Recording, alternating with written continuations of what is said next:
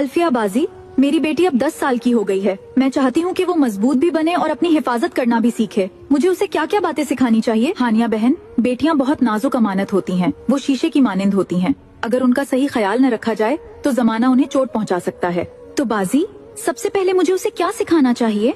सबसे पहले उसे ये सिखाओ कि वो हर जगह अपनी हद और वकार को समझे। जैसे अगर वो सीढ़ी चढ़ रही हो और पीछे कोई गैर महरम मर्द हो तो थोड़ा रुक जाए या रास्ता बदल लें। जी बाजी। और रिश्तेदारों में उसे ये भी समझाओ कि हर रिश्तेदार महरम नहीं होता। कजिन्स और दूसरे गैर महरम रिश्तेदारों से सिर्फ अदब से सलाम करें, अस्सलाम वालेकुम कहें, मगर फिजिकल टच से बचें। आजकल स्कूल और ट्यूशन में भी बहुत लोगों से बात करनी पड़ती है।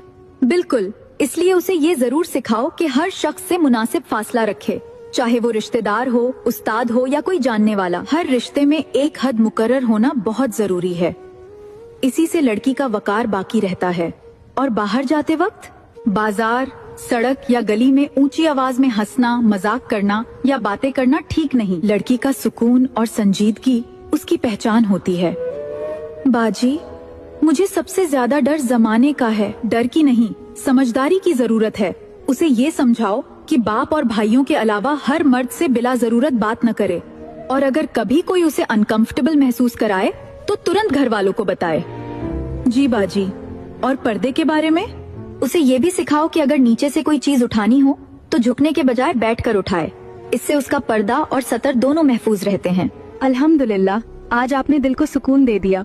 अब समझ आया कि बेटी की तरबियत सिर्फ पढ़ाई नहीं बल्कि हिफाजत और अदब भी है। अल्हम्दुलिल्लाह, आज आपने दिल को सुकून दे दिया। अब समझ आया कि बेटी की तरबियत सिर्फ पढ़ाई नहीं बल्कि हिफाजत और अदब भी है। बिल्कुल हानिया बहन, बेटियां घर की इज्जत और आने वाली नस्ल की तरबियत होती हैं।